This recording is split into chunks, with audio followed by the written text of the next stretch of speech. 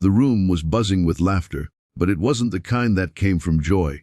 It was the sharp, ugly kind that cut through the air like knives. In the center of it all stood Emily Parker, her cheeks burning crimson as she held the torn fabric of her shirt together with trembling hands. She had always been the quiet one, the girl who slipped in and out of class without drawing attention, the kind of student teachers sometimes forgot was even there. But that day everyone's eyes were glued to her. Her classmates stared, some with pity, some with shock, and others with cruel smirks plastered across their faces. It had started like any other morning at Riverton High. Emily sat at her desk, her notebook open and her pen moving swiftly across the page. Writing was her safe place, her world within a world that kept her hidden from the noise around her. She didn't care for popularity, didn't chase after attention. She only wanted to survive the day unnoticed. But bullies never let peace last long. For weeks, a group of loud boys led by Trevor, an arrogant kid who thrived on humiliating others, had made her their target.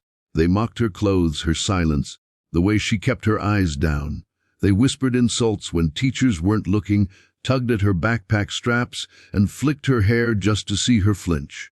Emily bore it all quietly, thinking if she ignored them long enough they would get bored.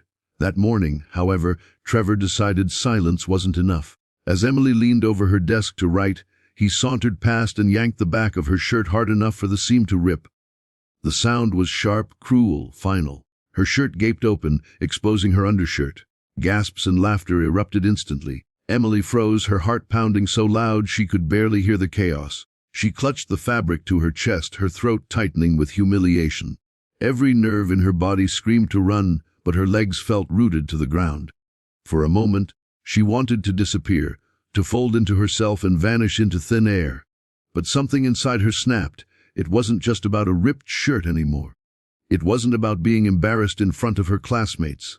It was about every single time she had been pushed aside, mocked, laughed at, treated as invisible. Years of bottled pain rose to the surface like a tidal wave. Emily's hand dropped from her chest. She straightened her back and stood up so fast her chair clattered against the floor. The laughter faltered for just a second as eyes followed her movement. Then she did something no one expected. With a swift, powerful kick, she slammed her foot into the leg of her desk, sending it screeching several feet across the floor. The sound was deafening in the stunned silence that followed. Papers scattered, pens rolled, and every head turned toward her. Her voice, usually so soft it barely reached past her desk, came out like thunder. "Enough," she shouted, her eyes blazing. "I am not your joke. I am not your toy. You don't get to decide who I am." The classroom was so quiet it felt like the world had paused. Trevor, who was still holding a smirk, faltered under her glare. Emily's chest rose and fell with heavy breaths, but she didn't look away. For the first time, she wasn't shrinking. She wasn't hiding. She was standing in the middle of the storm, refusing to be broken.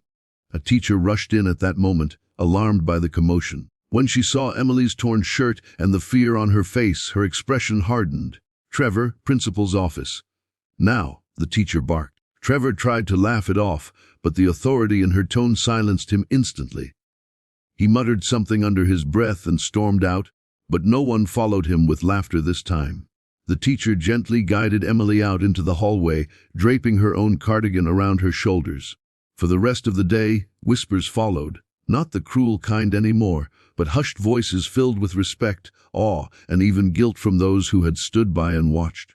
Some classmates who had never spoken to Emily before approached her later, apologizing for their silence, offering kind words that felt foreign but comforting.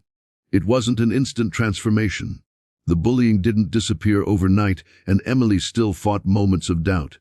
But something fundamental had shifted. She had found her voice, and once spoken, it could not be buried again.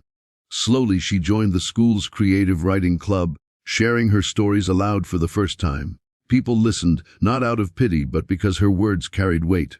As months passed, Emily became known not as the quiet girl who was once humiliated, but as the girl who had the courage to stand up, to kick back against the silence forced on her. Her story spread throughout the school like wildfire, and even the bullies thought twice before crossing her path again. In the end, Emily's greatest strength wasn't in the desk she kicked or the silence she shattered. It was in the truth she discovered that day that her voice mattered. No amount of cruelty could take away her worth, and no amount of laughter could drown out the fire in her spirit. Her message lingered long after that day, echoing in the minds of those who saw it unfold. She taught them that the quietest people often carry the loudest strength, and sometimes it only takes one moment of courage to change everything. The sound of fabric tearing was sharp enough to slice through Emily Parker's chest like a blade. She gasped, clutching the back of her shirt where Trevor's hand had yanked so hard the seam gave way. The classroom fell into a stunned beat of silence before erupting in laughter, the cruel kind that digs into your ribs and doesn't let go. Emily's face flushed deep red, her fingers trembling as she tried to hold the shirt closed. Trevor leaned back against his desk, grinning like he had just won some grand prize. "What's the matter, Parker?" He sneered loud enough for everyone to hear. "Don't want to show the world your fancy fashion?" The laughter grew louder, some kids covering their mouths while others openly jeered.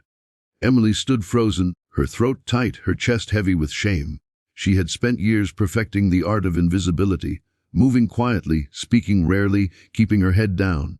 And in one humiliating moment, Trevor had dragged her into the center of attention. For a second, all she wanted was to disappear.